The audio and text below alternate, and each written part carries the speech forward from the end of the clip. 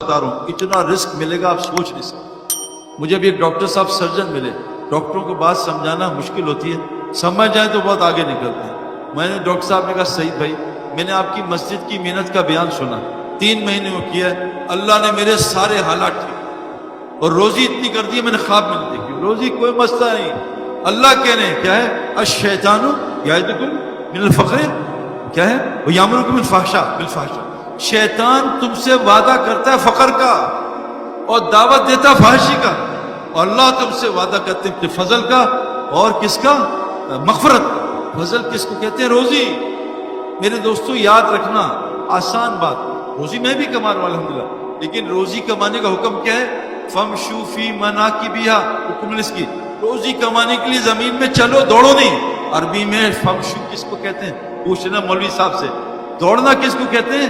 فَفِرُّوا إِلَى اللَّهِ، اللہ کی طرف دوڑو، وَالسَّابِقُوا وَالسَّارِعُوا، دوڑو اس جنت کی طرف، ریس کرو، سبقت لے جاؤ، وَالسَّابِقُونَ السَّابِقُونَ وَالسَّابِقُونَ الْأَوَّلُونَ، اس اللہ کی طرف، اس جنت کی طرف۔ روزی کمانی ہے چل کے، یہ جو دوڑ لگ رہی ہے نا یہ اللہ کی ناراضگی کی علامت ہے۔ تو جو چیزوں سے شیطان نے مجھے بھی ڈرایا، بھوک سے، فقر سے، اور شیطان نے ایک دعوت دی فحاشی کی، یہ 2 چیزیں اللہ نے بہت کھولی ہیں۔ اس کی فکر چھوڑ کے میں آپ کو 10 باتیں کر رہا ہوں، یہ کر لو، اللہ آپ کو وہ رزق دے گا، اللہ وعدہ کریں رزق کریم دوں گا۔ نمبر 1 وَمَن يَتَّقِ اللَّهَ، سارے حرام چھوڑنے پڑیں گے۔ چند دن نامحرم عورت کو دیکھنا چھوڑو، چاچی نامحرم ہے، جس عورت سے شادی ہوتی ہے وہ نامحرم ہے۔ حضرت فاطمہ رضی اللہ عنہا جنت میں اور جوان عورتوں کی وہ کیا ہے سید، وہ سردار، وہ کہہ رہی ہے کہ اگر مجھے موت آ جائے تو میرا جنازہ جو ہے نا میت رات میں نکالنا، مرد اس کو دیکھے نا، اور میرے جنازے کے اوپر کپڑا ڈالنا، بیچ میں ٹہنیاں ڈال دینا تاکہ میرے جسم کی بناوٹ بھی نظر نہ۔ میرے دوستو بزرگوں، حرام چھوڑنا پڑے گا، حرام، اور حرام چھوڑنا ہی ایمان ہے۔ بغیر بریک کے آپ کے پاس پورش ہو آپ کو منزل تک نہیں پہنچائے گی، قبرستان پہنچا دے گی۔ پہلی چیز ہے تقوی۔ اب آپ کو علماء سے پوچھنا پڑے گا، میرے اندر بعض ایسے حرام ہیں جو نماز میں بھی 24 گھنٹے حرام۔ لوگ کہتے ہیں اب میں ابھی ایک جگہ گیا ہوں، 70 حافظ قرآن مرتد ہو گئے، 70۔ یہ کیا ہوا؟ میرے محلے کا ایک حافظ قرآن اپنے 4 علماء بھائیوں کا میں اس کتاب سے انکار کرتا ہوں، آج گواہ رہنا، مر گیا اس پر۔ یہ جو ہے گناہ فحاشی، جتنے کو جیسے ڈاکٹر جب بتاتا ہے تو حلال بھی چھوڑ دیتے ہیں، علماء کے کہنے پہ ہم سے حرام کیوں نہیں چھوڑتے؟ ابھی روزے میں ہم حلال چھوڑ دیں گے انشاءاللہ، لیکن گانا سننا، cell phone, WhatsApp, Facebook یہ نہیں چھوڑتے۔ یہ مسئلہ میں چھوڑ کے تو دیکھو۔ اچھا ایک دن نہیں، صحابہ کو 23 سال لگے سارے گناہ چھوڑنے پہ، سود 23 سال 22 سال بعد حرام ہوئی، زکوٰۃ 14 سال بعد فرض ہوئی۔ حضرت عائشہ رضی اللہ عنہا فرماتی ہیں اگر یہ سارا احکامات پہلے سال آ جاتے شاید ہی کوئی صحابی اس کے لیے تیار ہوتا۔ آہستہ آہستہ علماء سے پوچھ کے ایک چیز چھوڑیں، وہ جو بڑے بڑے گناہ ہیں۔ نمبر 2 اللہ کہہ رہے ہیں صدقہ دو، یربی الصدقات، قسم کھا رہا ہوں موبائل میں، قسم کھا، اچھی قسم کھا، اللہ کہہ رہے ہیں صدقے سے مال بڑھتا ہے، اور حضرت محمد صلی اللہ علیہ وسلم فرماتے ہیں میں قسم کھاتا ہوں صدقے سے مال بڑھتا ہے۔ میں نے اپنی زندگی میں جو ایک بڑی پازیٹیو دیکھی نا، میری بیوی روزانہ اٹھتے ہی جب تہجد کا ٹائم ہوتا ہے نا سمجھے 5 بجے، 4:55 پہ ایک ڈبہ صدقے کا بنایا اس میں ڈال دیتی ہے، صدقہ جتنا بھی ہو، 100 روپے 500 روپے۔ مجھے یہ میں آپ مسجد میں بیٹھوں، مجھے سعودیہ ایک دوست نے فون کیا، سعید بھائی میرے سالے کو وہ کوئی بیماری ہوئی ہے، وینٹیلیٹر پہ چلا گیا، ڈاکٹر کہہ رہے ہیں اس کو ہوش آئے گا تو آپریشن کریں گے، فائدہ نہیں۔ تو میں نے کہا آپ مجھے کوئی دعا بتائیں، میں کہا اس کے کان پہ قرآن چلا دو اور یہ بتاؤ کہ اس کی بیماری کا 7 دن کا کتنا خرچہ ہے؟ کب 15 لاکھ۔ میں کہا ہمت کر کے اپنے اس کے سالے کے نا رشتہ دار سے کہ 15 لاکھ صدقہ کر دے، پھر دیکھ اللہ کی قسم 1 گھنٹے کے اندر بغیر دوائی کے گھر واپس۔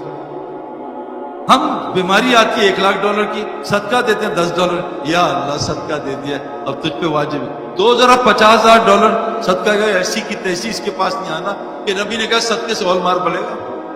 کتنے بڑے وعدے کہ اپنی بیماریوں کا علاج صدقے سے کرو، اور قسم کھائیے صدقے سے مال بڑھتا ہے، اور قرآن کیا ہے کہ یربی الصدقات، صدقے سے مال بڑھتا ہے۔ تو رزق اس میں ہے، رزق اس کو کہتے ہیں نیک بیوی، نیک بچے، صحت، بے خوف زندگی، سکون، چین، اطمینان۔ ہم ابھی آ رہے تھے جہاز میں 380 پہ، اوپر بزنس کلاس میں سب جاگ رہے تھے، پتہ نہیں کیا کیا پیا ہوا تھا۔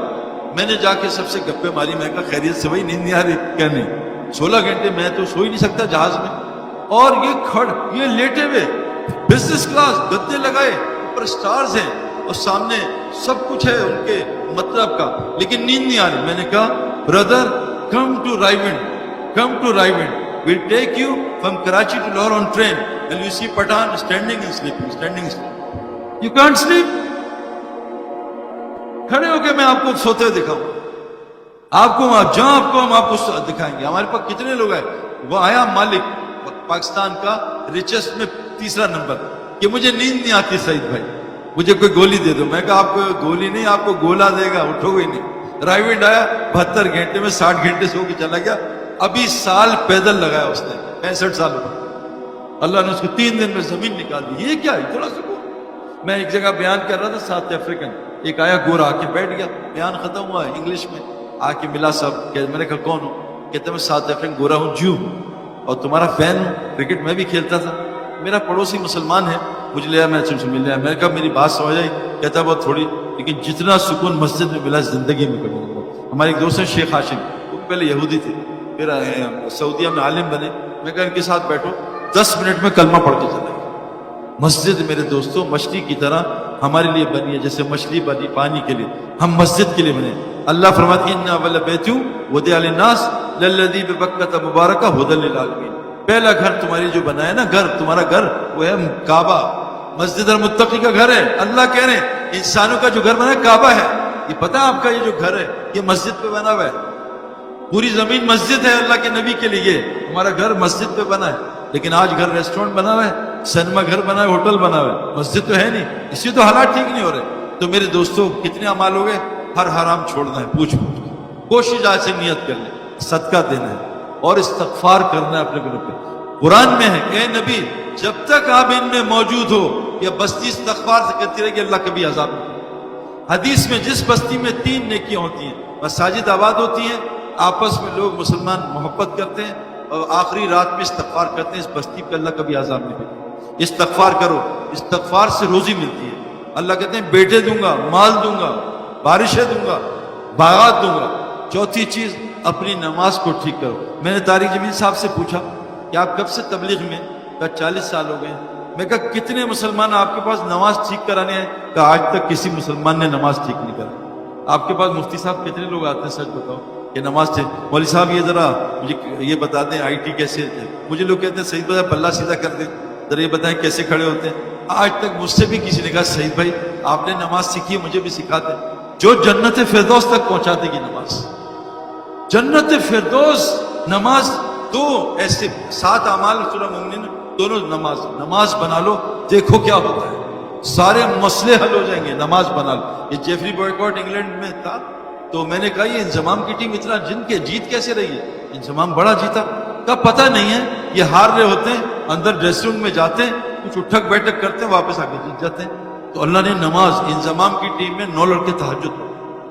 سعید بھائی رات کو تہجد پڑھ کے وطر کر کے اللہ سے مانگ دیا اللہ ہمیں اسلام کو ہمیں ہرا دینا، اسلام کو ہرانا۔ ہم انڈیا سے جیت گئے میرے دوستوں، اللہ 24 گھنٹے ہمارے ساتھ ہے۔ نماز نماز نماز، یہ ہو گئی، کتنی ہو گئی؟ استغفار، صدقہ، تقوی، نماز۔ 5واں ذکر، اللہ کا ذکر سے روزی ملتی ہے۔ وہ سورہ واقعہ پڑھو گھر میں، عشاء سے پہلے، سونے سے پہلے، روز گھر میں کبھی فاقہ نہیں آئے گا۔ ایک تسبیح پڑھ لو صبح، سبحان اللہ بحمدہ سبحان اللہ العظیم استغفر اللہ، کبھی فاقہ نہیں آئے گا۔ 5 ہو گئے۔ نمبر 6 یہ تعلیم کے حلقے۔ ان حدیث میں آتا ہے جو جمعے کی، بخاری شریف میں آتا ہے، جو جمعے کے دن مسجد آئے جمعہ پڑھنے، اس کو فی سبیل اللہ کا ثواب ملتا ہے۔ کیوں؟ کہ جمعے میں دین کی بات ہوتی ہے۔ دوسری حدیث میں جو مسجد میں دین سیکھنے یا سکھانے ہیں، اس کو فی سبیل اللہ کا ثواب ملتا ہے۔ اور میرے دوستو اللہ قرآن میں کہتے ہیں والذین آمنوا وہاجروا وجاہدوا فی سبیل اللہ والذین آووا ونصروا اولئک هم المنحقون لهم مغفرۃ ورزق کریم۔ جو ایمان لا کے اللہ کے دین کے لیے ہجرت کرتے ہیں اور جو ان کی مدد نصرت کرتے ہیں، اپنا ٹھہراتے ہیں، بتاؤ اے نبی یہ پکے ایمان والے ہیں، ان کے لیے مغفرت دنیا میں رزق کریم ہے۔ تو بھائی کتنے ہو گئے؟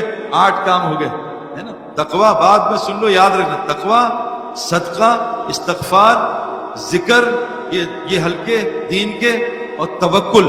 توکل فرمایا جیسے پرندے کرتے ہیں. اللہ فرماتے ہیں پرندے پر مار کے اڑتے ہیں, جب پر بند کر لیتے ہیں ما یمسکہن الا الرحمن, کیا تم دیکھتے نہیں رحمان نے ہاتھ پہ پرندہ کیسے پکڑا ہوا ہے. تو اللہ پہ توکل.